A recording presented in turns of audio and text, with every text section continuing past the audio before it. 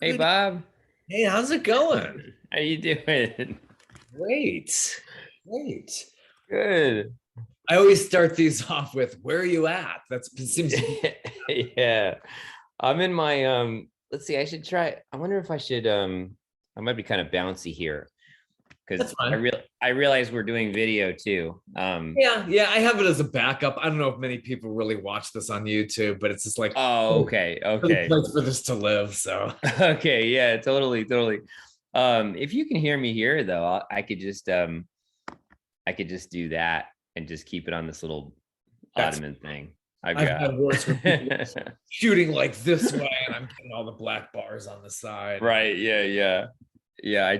I've been checking some of them out. They're cool. Yeah. I'm in my daughter's nursery here, which because she's busy next door. It's not a big place. We love our little place, but it's small. where's home then? We're in Pawcatuck, Connecticut, just north of Mystic, Connecticut. Okay. We're actually on the Pawcatuck River, which is divides Connecticut from Rhode Island. So we spend just as much time in Rhode Island as Connecticut. Oh, wow. That's a whole Yeah. different part of the world that I'm not too familiar with. I have a daughter who lives in Boston. Oh, nice. Yeah, that's where I went to school. Awesome. Yeah, we're not far. We're like, yeah, Yeah, that's yeah, we're not far from there, like hour 40 or so. nice, Yeah. nice. You went to the Yeah. Berkeley College of Music, Yes. Yeah. Yeah. I enjoyed it. Enjoyed being in Boston. Where are you located? Atlanta. Oh, okay. Cool. Yeah. Awesome. I enjoy coming there. Yeah. Now, do you tour beyond the New England area? Do you, or Oh basically yeah. stay local? Yeah, I mean, we're just about to announce an Eddie's Attic show in Decatur, I think Yeah. on Thursday. But yeah, we go all over, like especially next year, because we've been so pent up. So I'm like, book everything. I'll play every night, whatever, like we've I think my wife and my daughter tour with me, and I think we're Yeah. gone. There's a point, there's a stretch there where we're gone for like about 5 months because we go from like the Midwest to the West Coast and we're driving just because I haven't done that in 5-6 years, and then we get home and play a couple shows in the Northeast and then go to Ireland and UK for a month and Europe for a month. So we'll be, and we almost thought about putting our stuff into storage, Yeah. Yeah. you know. All this pent up, like, I have been just stuck in way too long. I need to get out. Yeah, and just like I've always enjoyed that touring life, but you try to balance it because I love home too, but you try to balance it. But after the last couple of years, like I feel like balance going in the other way will balance it. Oh yeah, yeah, it will balance, and then you'll want to be at home quite a bit after that. Yeah, I'm sure. That's so cool. So you be at Eddie's Attic when in the Atlanta area. The Decatur's not far. I've done a lot of stuff at Eddie's Attic. Oh, cool. Yeah, Eddie's is great. I want to say I don't have the date in front of me. I want to say it's April.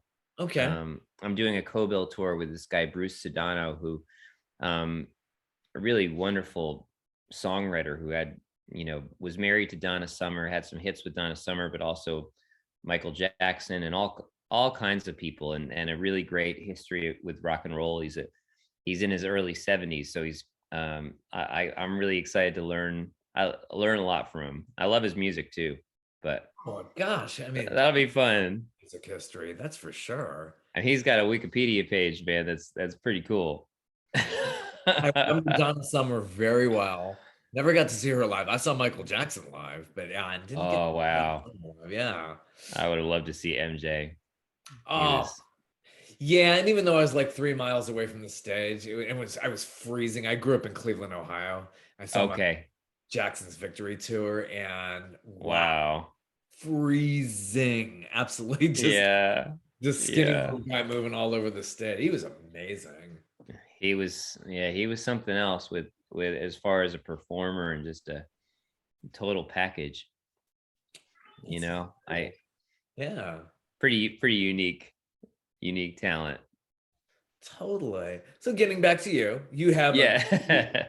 Great new project out now. So this is exciting. You just released a Christmas album. Did you have this in mind for a long time, or just this just felt right by this season?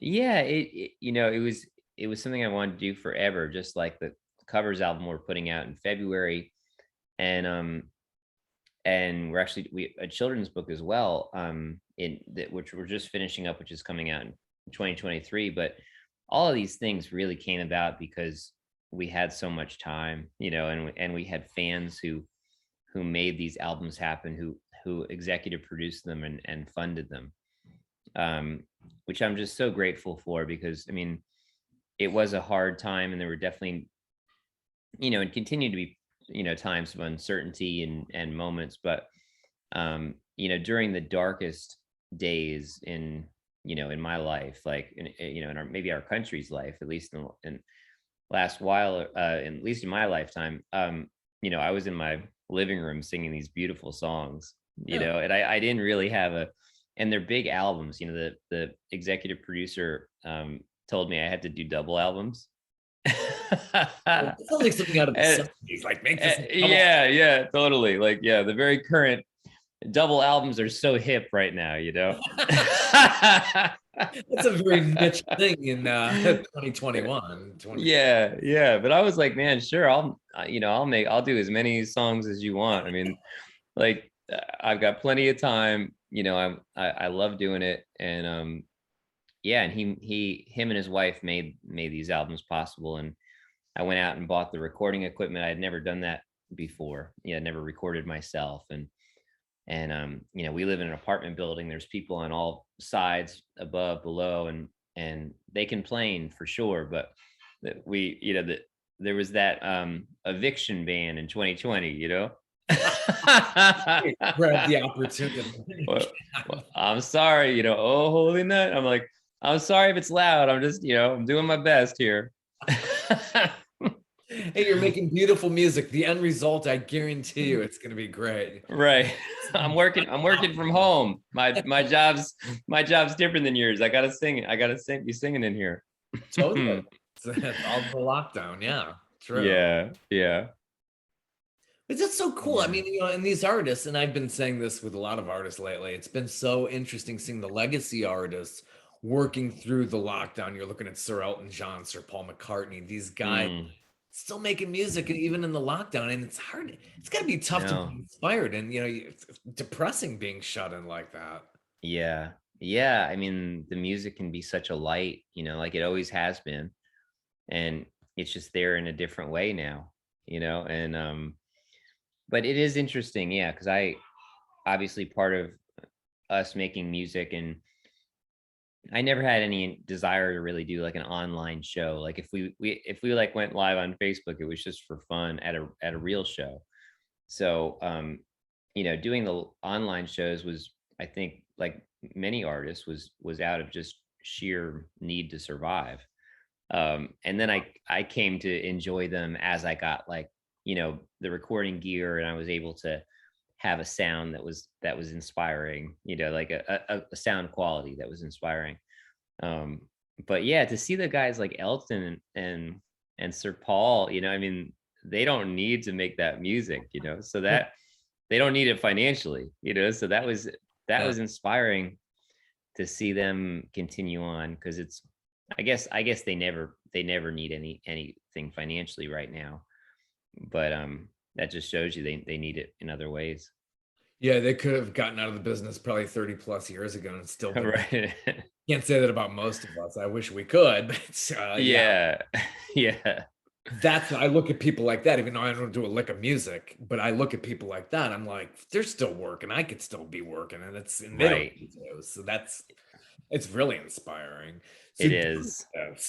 you got 20 songs on this Yeah, on the Christmas album. Yep. called Peace. And Yes.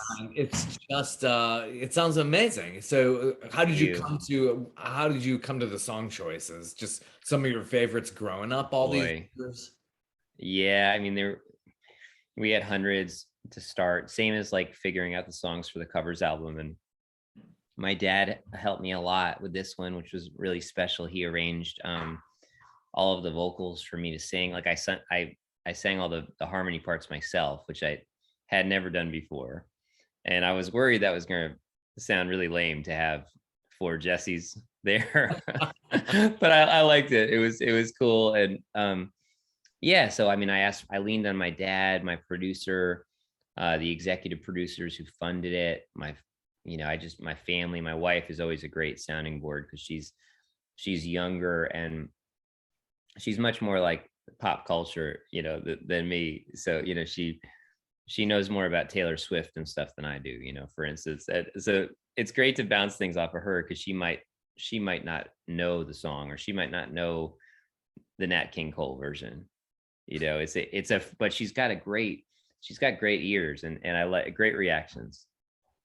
Yeah, that's great to have that connection because it's so hard to keep up with. As you know, in the music business, it's constantly changing. So there Yes. are names popping up every 5 minutes. Like I haven't heard this one. Yeah, I haven't, Dua Lipa. Oh my gosh, yeah, it's like Yeah. Yeah. I only know because it's Sir Elton. I mean, because he's bringing up all these people. Little Nas X. It's like I never knew Yeah. that until he brought that up. Yeah. It's hard to keep track of that. It's good to have a connection like that. So this is a whole family affair. Now, your dad was in the music business for ages. Is that what is he? Yeah. So he went to Berkeley as well, graduated from Berkeley.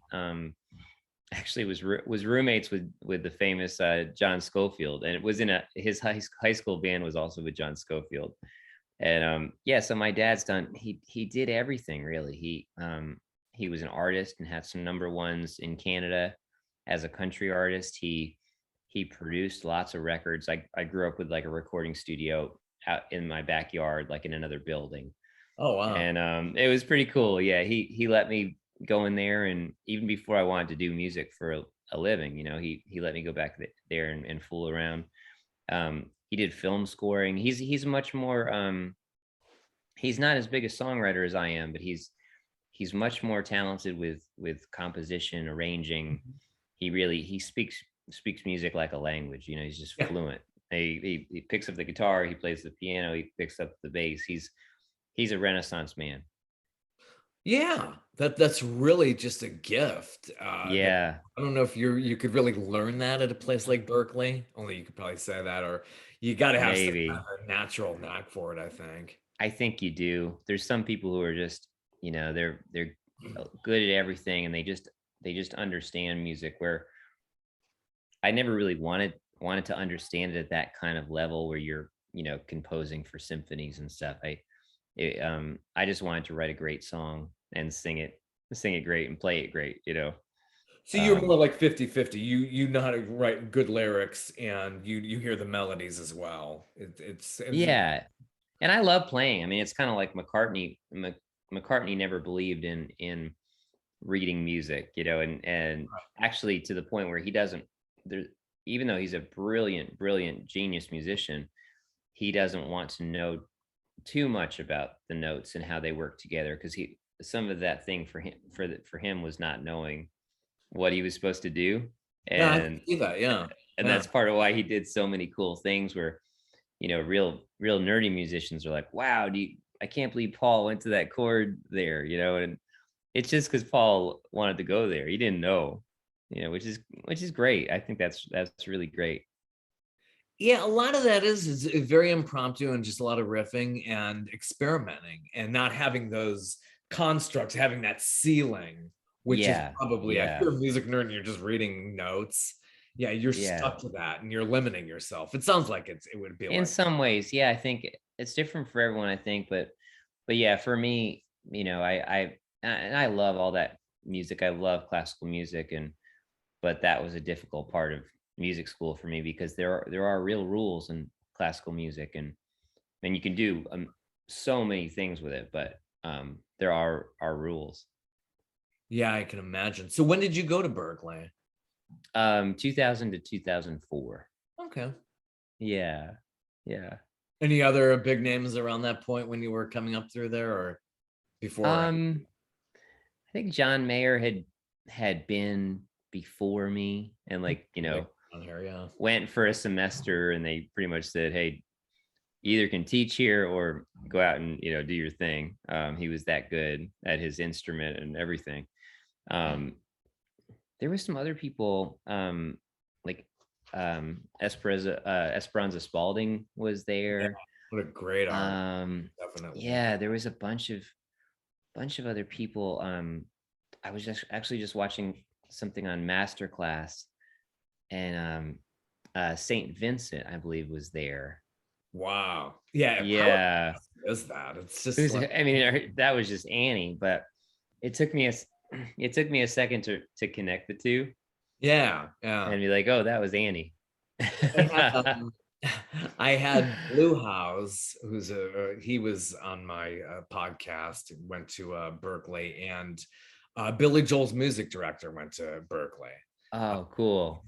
Dave Rosenthal, who's just Right. keyboards at the Yeah. really, really good guy. Met him a long time ago. It's just Awesome. yeah, what a good school. Yeah, and to Yeah. it just totally preps you for the world completely. Yeah. Yeah. Just to be around people kind of that eat, sleep, and breathe music and art and creating. It's good to be around that many manic people and to understand, understand how it all works and get to know them. And Nashville was much of the same. You're living in a place where your mechanic probably writes songs and has guitars on the wall when you go in the office. So that was another cool experience. So with this project, more homemade than anything, what was that like just trying to produce completely on your own? What type of equipment did you have? Just a multi-track recorder? How did that come to be? Yeah, so I my longtime producer, Nielsen Hubbard, helped me as much as he could remotely, and pretty much said, I sent him like test recordings of everything, and Sure. I bought this Universal Audio Apollo 4, so it has 4 channels, and amazing, just amazing stuff, amazing reverbs built into there, amazing, like, they've got a virtual Fairchild compressor the Beatles used, and they've got every cool Neve preamp, emulation you'd want. And then I bought these mics that are like modeling mics. They look like big tube mics, but you can turn it into a Neumann U47. You can turn it into a Telefunken. You can turn it into a mic that you'd put on a guitar, and it was just really incredible. I mean, just what these things do. So that was all I had, and um, Nielsen taught me kind of how to. He's like, just pretty much throw moving blankets anywhere you can, like, drape them over, um, you know, music stands and mic stands and dressers and everything. So we just built this kind of cave in.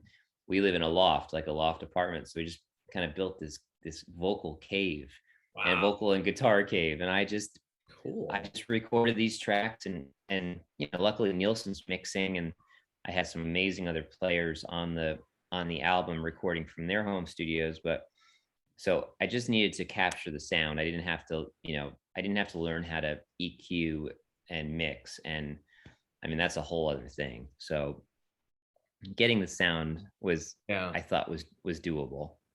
Oh, and all that post-production work too. That's a whole science unto itself. I'm sure, like with Pro Oh man. Tool, people. Yeah, there's really precise editing, and Nielsen goes in and really, he comps my vocals, picks the best take. He even like kind of ducks the breath before I sing something. So that's kind of, sometimes you hit a breath that becomes really loud. There's so much that goes into that you don't realize, and which fascinates me, really, that he knows where things should sit and can hear that stuff. I can't hear that. I can just hear when an album sounds good. Yeah, yeah. That's why Yeah. you have those Yeah. geniuses on board like that. So Yeah. Yeah. really cool. And some of the songs you've done, you have a Joni Mitchell cover on this one. How was that show? Yeah. How is that? What? How was that chosen? Was that something one of your favorites? Oh, just like anytime you can get Joni. Sorry, my daughter's trying to get into the room. She's like, there's like a lot. We have locks on both sides because I have a she just. cat trying to get in here. Oh, here she is. Here she is. Hi, Lily girl. Um, yeah, yeah. She doesn't like being apart from us, and I hope that never changes. Yeah, Uh, before you know it, they grow up and they want to lock themselves in a room, then they want to get out of your house and right. move to Boston.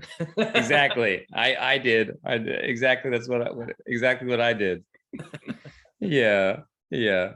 But yeah, Joni Mitchell. I mean, I did a Case of You on the covers album that I'm releasing in February, and I love that River. River's about her relationship ending with Graham Nash, and her looking out on through these frosted windows at all these people outside, cutting down trees and being merry, and she's miserable. So I love that it's become a Christmas standard. I mean, any way we can sing a Joni Mitchell song is a good thing. Work that in. It conjures up that winter feeling, definitely. Yeah, yeah, yeah. I love that. You have some good standards on there too. So it's Yeah. the biggest classics, in which people probably do come to expect as they're getting a Christmas album. Yeah. I mean, there's such beautiful songs and incredibly challenging songs, really, and incredible chord progressions and melodies, and really challenging to sing the whole, to do the whole thing.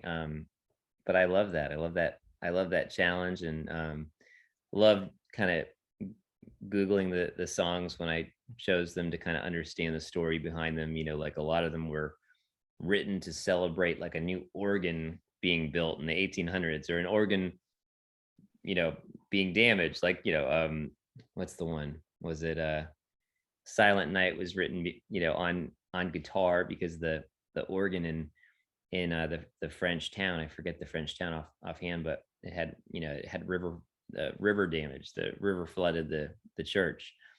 So there's these Oh, it's people in the beautiful. 1800s sitting around with nylon string guitars and candles. It's just a beautiful wild image to think about. Yeah, Have Yourself a Merry Little Christmas is another classic. I had another artist who's been on my podcast and she did that too. And it's just like, you Yeah, gotta what have a story. song. Yeah, what a song, and what a great story there too. That song was almost thrown out, and the co-writer brought it back, and then they Yeah. pitched it to Judy Garland for Meet Me in St. Louis, and she said, "Well, it's a nice song, but it's dreadfully sad. I can't sing that." So they rewrote it for her. I mean, it's just amazing what the song went through. Yeah. Anyway, at Christmas time, what was the one that Tony Bennett did with Lady Gaga? And they said that was kind of dated, like the guy was coming after the woman. It was misogynistic, and Oh yeah. it's cold outside. You need to come. Oh right. Yeah. Yeah, that one Can't is go through any Christmas season without like a war on Christmas or some kind of a controversy. right. Yeah, I mean, it's kind of like, I don't know, if you want to be offended, you can just walk outside and get offended. I mean, it's so easy to get offended in life, I think.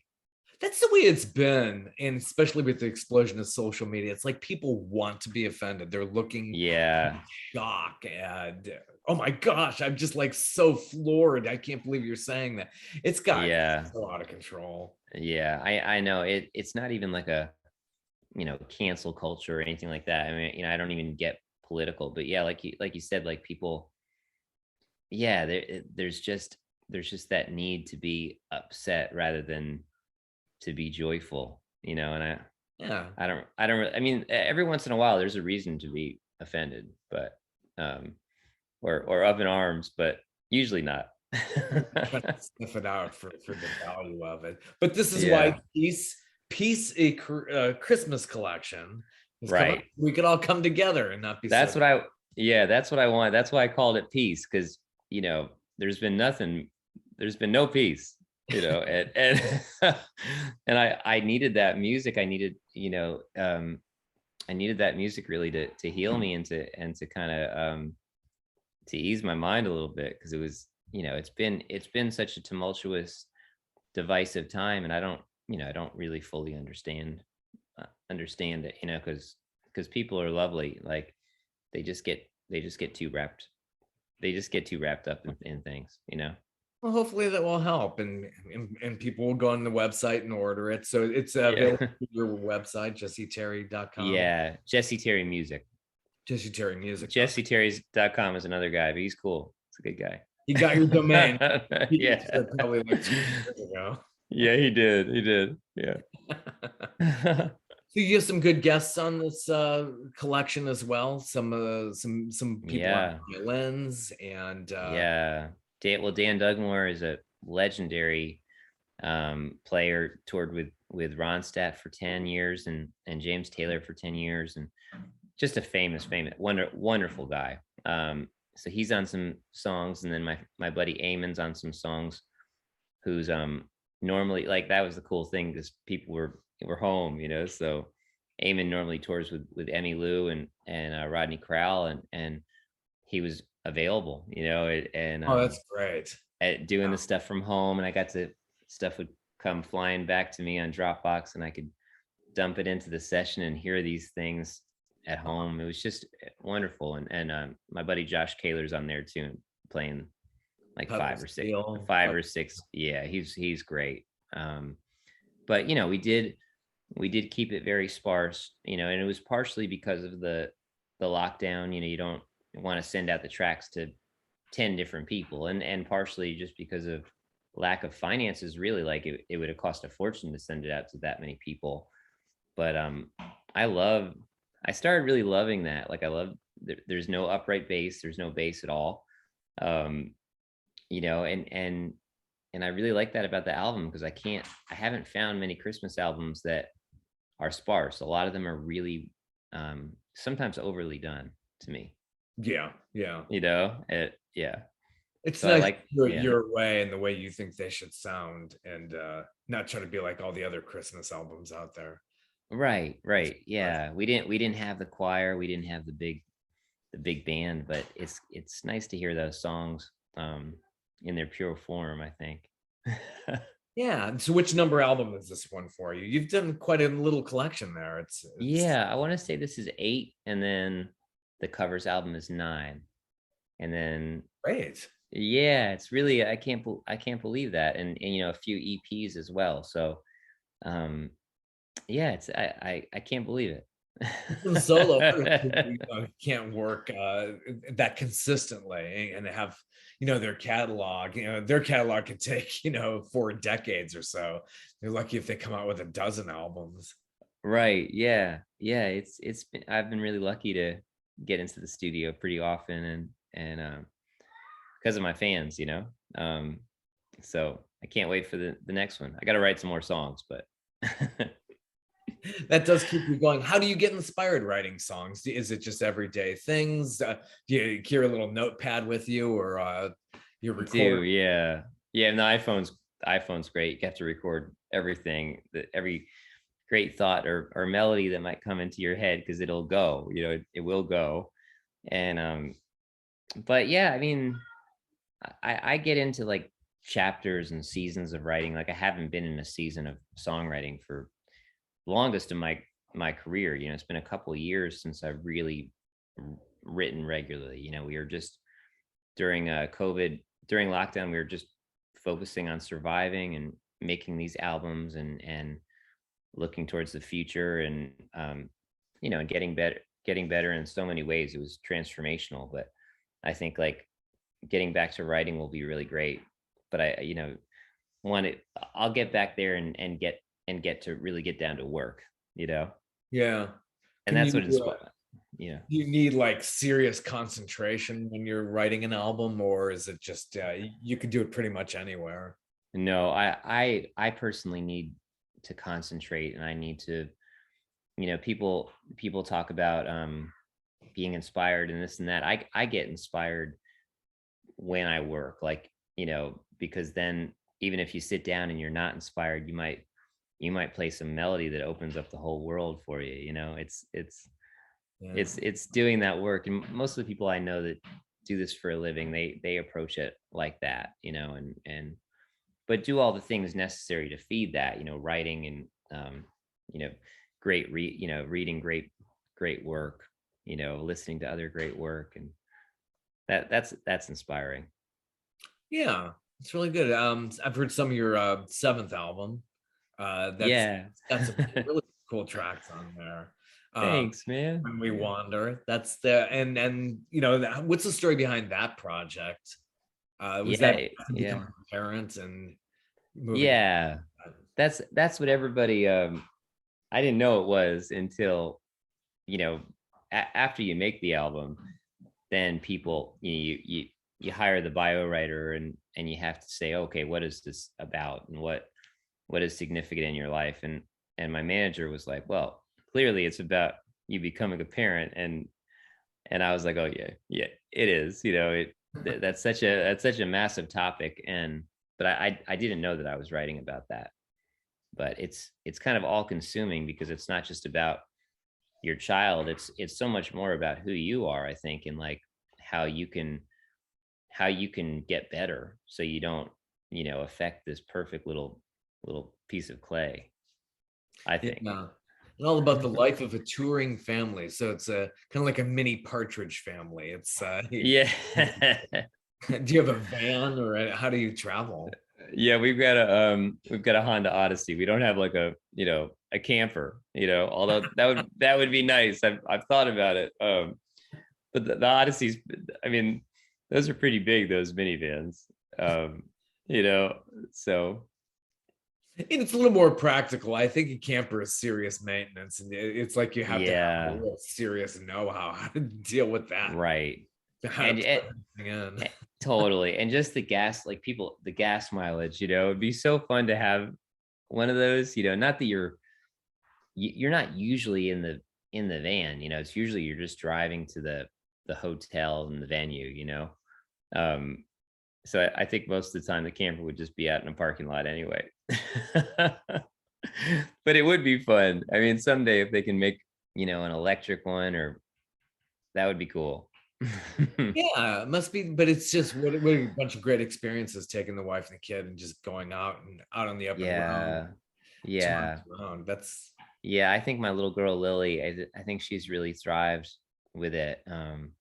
She grew up, had that experience for the first year and a half of her life, and she's getting back to it now, and she seems to love it. yeah. Yeah, Yeah. it must be and very curious and having those experiences going out and being able to do that is it's got to be wonderful. Yeah, I think it will be. We always think about what's best for her, and um but I think like a happy, if we can continue to be a happy family and show her the world, I've never heard I've never heard any adults who go to therapy because their parents stayed together and like showed them the world. So I'm banking on that, like Therapy, it is. And yeah. you kind of do hit on the whole mental behavior facility and in spite of you and that track. Yeah. Yeah, yeah, yeah. I had that whole experience kind of growing up, just being a runaway, going to mental hospitals. That's such a funny word too. I mean, like I wasn't, quote unquote mental, but I when I think like at a certain point, I think when a kid gets to be 12 or 13, starts going through puberty, if like they had a rough kind of upbringing, Yeah. it's like all of a sudden the kid's like, what happened? And they get, like pissed. I was just pissed. It Yeah. took me a while to process that and to figure it out, and so it was good to go away. Yeah, so it turned out to be a more positive experience and it got you to see a lot of things that you didn't see at that age. Yeah, I think like, well, positive in the way that like I adore my parents, adore them. But it's kind of like when I tell them, "Hey, I'm really grateful that you guys, you know, split up, or I'm really grateful that you did this or did that, because it made me want to write songs, and it made me want to Mhm. empathize with other people." It's not like thank you for, you know, Thank you for sending me home. thank yeah, thank you for traumatizing me. But I mean, But the end there, result, when you step back and these many years yeah. later, it's like something decent comes out of that. But at the time, I mean, like, oh my gosh. Oh yeah, it sucked so bad. And it's the kind of thing where I'd never want my daughter to go through that. I certainly don't want her to have to, you know, do whatever she's going to do in life because of something I put her through. Yeah. But there's no anger there with my parents, and um they're wonderful people, and they've apologized for anything they've done wrong. I mean, what else can you do? And I've apologized for anything I've done wrong. So yeah, the all that childhood stuff just feels almost like another someone else's life. Yeah. Yeah. Yeah, You go through so yeah, many cycles. It's like, wow, even though historically that's not very much time, not many years ago, but in your life, right. Oh yeah, gosh. it's like a, yeah, it's like a movie, it's like a film. It's just and it's fun to write about though. Yeah, there it gave you that Yeah. feeling. That's the positivity that comes out of it. Yeah, it's real fun to write about because I did some crazy stuff back then. And yeah, I mean, I ran away from there. I just ran away a lot. So I had a lot of experiences from all of that. And I was a very determined little guy. Yeah, yeah, we do have our angry years, and adolescence. Wow, it never gets any easier. It's just always Right. Yeah. challenges. It's really Absolutely. yeah, when Yeah. you're raising a kid, and before you know it, they're adolescents, and it's like, oh my god, this went so fast. And Right. I know Yeah. those days when they're just innocent little kids. Yeah. Yeah. No, I hear that. I hear that so much. Oh, goes so fast. Yeah, like that one Yeah. line, the sermons you sold me were all fakes. I like that. Yeah. Yeah. That's kind of about the lessons in this school. It's kind of behavior modification, right? And I knew I was friends with so many of the kids there. Most of the kids were really good kids. But in my opinion, they needed nurturing because they weren't getting it at home. And I wasn't getting it at home. And a lot of the parents, including my own, were addicts. So they couldn't give what the kids needed. Oh yeah. So there were all these kids there that, like myself, that really were looking for something else, and they didn't need to go somewhere that was cold and be just modified their behavior, in my opinion. You know, so yeah, so I've never ever been a believer in the school, even though it's like that song came about because I saw there was like it was like in the New York Post there was like a big gala because the guy who wrote Silver Linings Playbook, Right. he sent his kid there, and I saw it, and he was raving about the school. And it's this really beautiful campus up in the Berkshires. And my school system paid for it, but I think even back then I think it cost about 100 grand a year. you Oh, know I'm sure. I mean, my school, I can't believe my school paid for it, but um God knows what it is now. quarter Oh, of sure. quarter of a million a year or something. And so they were raising all this money for this school that I just knew to be so damaging and so traumatic for kids. So I wrote that song. And well, Yeah. I think I wrote something first on Facebook, and one of my friends is a lawyer and said, you probably should take that down because you could get sued for libel. So so I don't mention the name of the school, but I just I'm like, well, I got to write about it then. I got to write a song about it. Everybody's so Yeah. litigious. I mean, you can't like, and I know we're in these formats where the communication just spreads like wildfire. So Yeah. that's Yeah. Yeah. Yeah, absolutely. There's gosh. there's a silver linings line in that song too. I've never told anyone that's code for that. But that's what that is as well. Yeah. Yeah. Wow. So growing up, obviously, you finally you got through Berkeley College of Music. And Yeah. how did you meet your wife? It was on a cruise. Yeah, yeah. So I went to Berkeley, and like senior year I graduated, and I I got offered this publishing deal in Nashville to write songs for a living. So I did that. I went down to Nashville and I wrote songs for 5 years on Music Row, and then like that Great Recession hit and the company closed, and I was just having a real rough year and uh, really struggling financially. So I just got this offer to play music on a cruise ship, play cover songs, which I never thought I would do, and cruise around the islands of the South Pacific and Australia and New Zealand. Oh, And yeah, it was beautiful. I met my wife there on the second day, and it was just that was it. I hadn't had that experience before. We got married like I she came over to back to America with me, and I proposed to the Bluebird in Nashville a week after she arrived, and we got married a couple months after that. So it was really quick, you know. so this is more than 11, 12 years ago now. That's Yeah, 2010. We met in 2010 and also got married in 2010.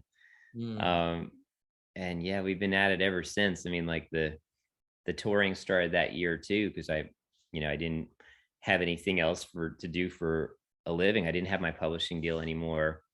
Um, but I didn't have any fans either. So I really started from nothing. I played house concerts. We played cover gigs where we could.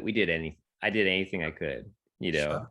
And but it was a great start. It was a real great start. Yeah. So her role must be very expansive in your touring repertoire.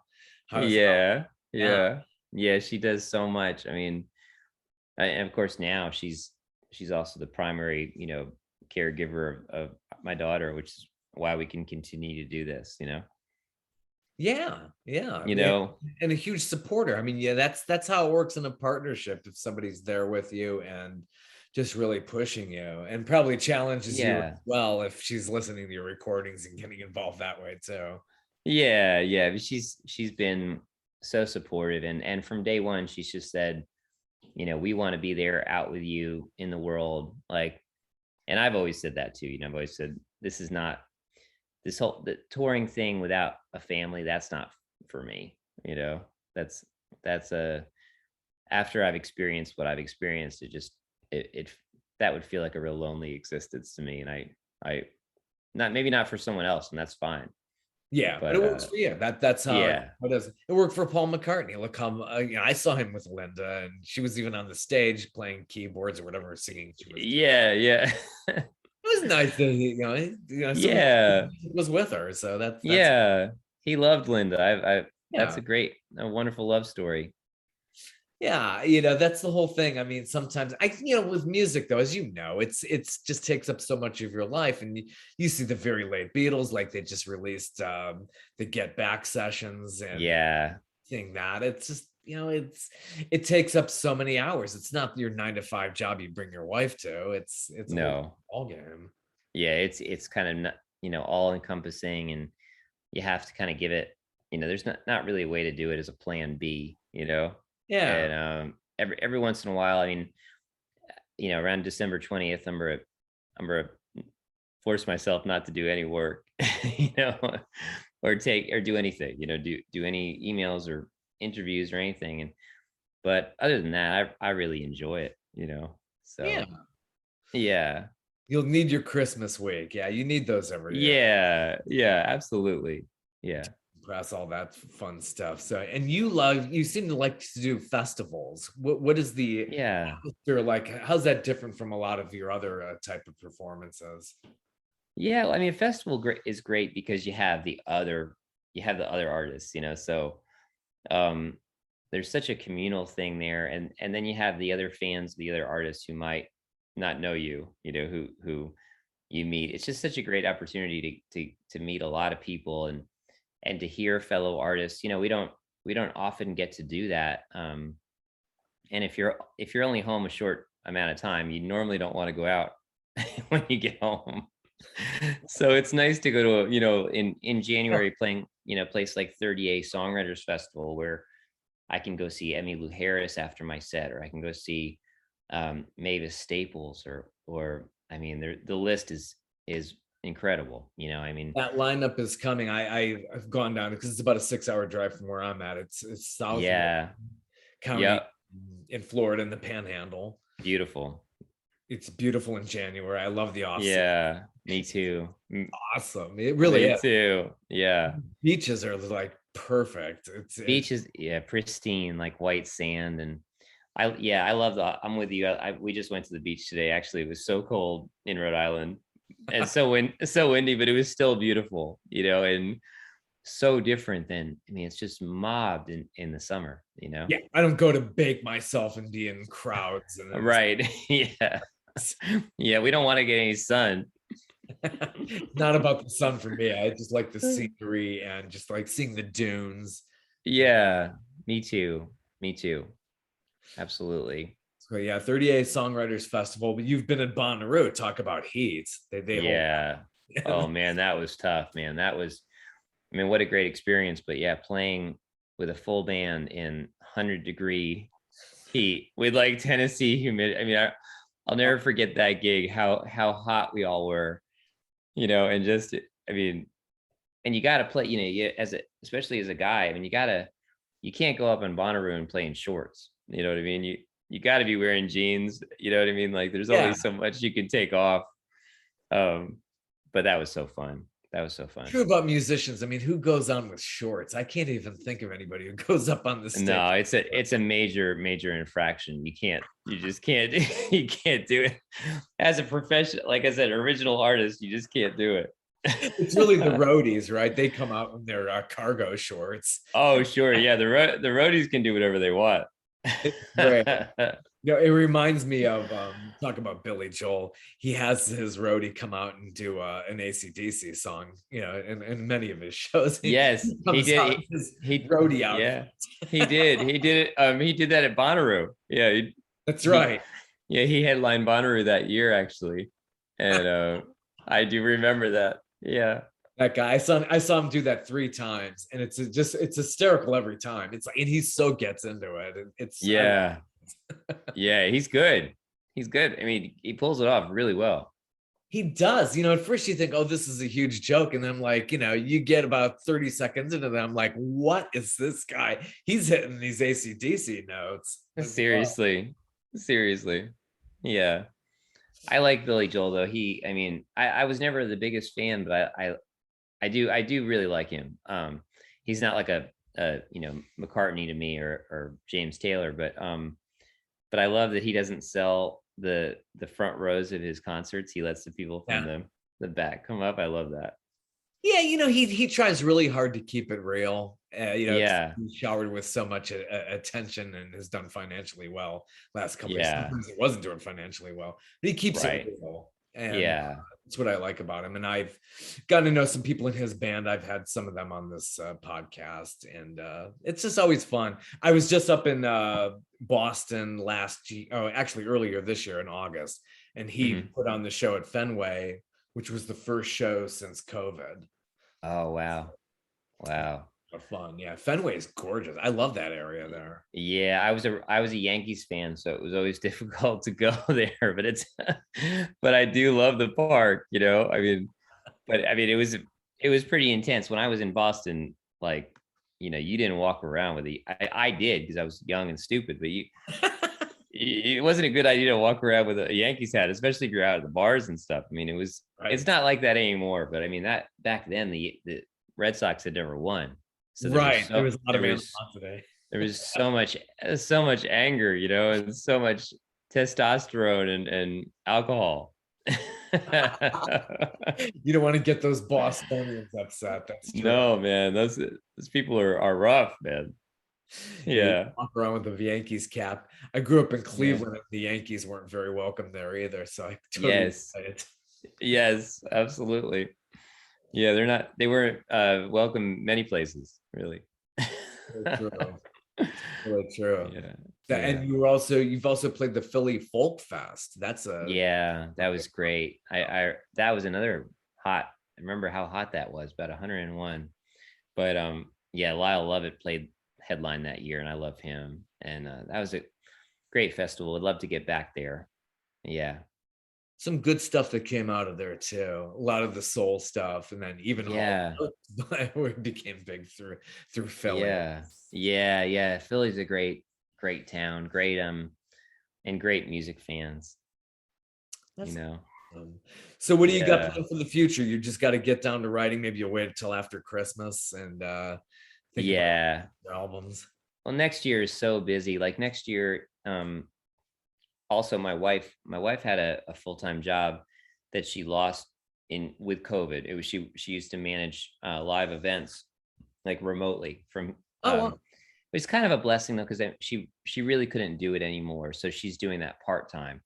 So I have to play more, which is fine. I'm hey, doing so what you I'm playing like crazy. And yeah, I think that'll be like I think I'm really happy to focus on that and tour. I'll definitely be writing again, um now like this month. I've started writing already. But yeah, it's really good to just get back and just to know that we're going to be okay. Live music will survive, and that you know there's there's not a variant coming that's like from got. the mutant from outer space. I think everybody just needs a few months where there's no bad COVID news, you Yeah. know, and just get back to a place where there's risks in life, but reasonable risks, and I think everybody's okay with that. I think for the most part, people understand that it's not going to be perfect, but we'll be grateful, you know. It takes a long time to come out of something like this, even the one that was 100 years ago. That's it. Just slowly can fade out to get to that herd Right. immunity. I just think we'll have to do the boosters. I kind of wonder though if we'll do it annually or semi-annually. I'm ready for another booster. So Yeah, yeah. I got mine, man. I got mine last week, and man, it nailed me last week. I was so sick for a couple days. so the booster does that. Oh gosh. Yeah. Oh yeah. Well, I mean, the nurse is always, I mean, told me with the second shot too. She's like, if you have a good immune system, this is probably going to hit you pretty hard. And I have a really good immune system. Oh wow. Like I'm never sick, I mean, so yeah, man, that booster got me pretty good. But I mean, of course, so grateful for it. And of course, I mean, where would we be? I'll do whatever I have to do to play music and keep people around me safe. So do you know of a So lot of venues that are going to require that for your shows, or just yeah, it just varies probably from city to city, I'm sure. like vax or boosters. Yeah, well, just vaccinations itself, maybe. Yeah, I feel like a good portion of them right now are doing that. And of course, like I've played mainly in the Northeast since I've kind of started rebooting. So it's pretty widespread. I think people kind of expect that up here. I don't think every single one checks it at the door. Sometimes it's an honor system. I don't really I don't really know. And some are still like I'm playing a holiday show on Friday, and it's 100% vaxxed, and also they have to wear the mask the entire show, and I have to wear it when I'm off stage. Wow. And but I don't care. I mean, whatever. It's not that bad. It would be truly tragic not to be able to perform music and connect with people. But yeah, Yeah, but you need that. Yeah, but definitely. I try to stay out of it too, because to me it's just not a political thing for me. It's just Yeah, I'll you know do do what the experts tell me to do. that's who I trust. Not Yeah. fifth-hand information off of social media. That's Yeah. Yeah. Yeah. cool. Well, best wishes on your tour through 2022 and beyond. Uh, Thank you, buddy. Hope to see Yeah. you at Eddie's Attic. I'll have to check that out. It's a great venue. Yeah. I love it. Yeah, I'd love to see you. That'd be great. Yeah, I've done a lot of video packages. I did for CNN Airport Network. That's I work for Oh. Warner Media in my day job, so I Oh, nice. work for them. Yeah, I did some music packages there. I featured AJ Croce, that's Jim Croce's son, who played, Sure. Yeah. and some other people over there. So yeah, that's Eddie's Attic in downtown Decatur, which is just a little east of Atlanta. It's a great. Yeah, absolutely. Well, take care and best wishes and have a very Merry Christmas. You too, Get brother. this new album called Peace, a Christmas collection. I like that cover. Who shot that cover? My wife did. It's nice. Yeah. Yeah, she's a great photographer. Awesome. Well, Yeah. best wishes. Have a good You one. too, Bob. All the best to you. Have a good one. Take All care. right, bye, buddy. Bye.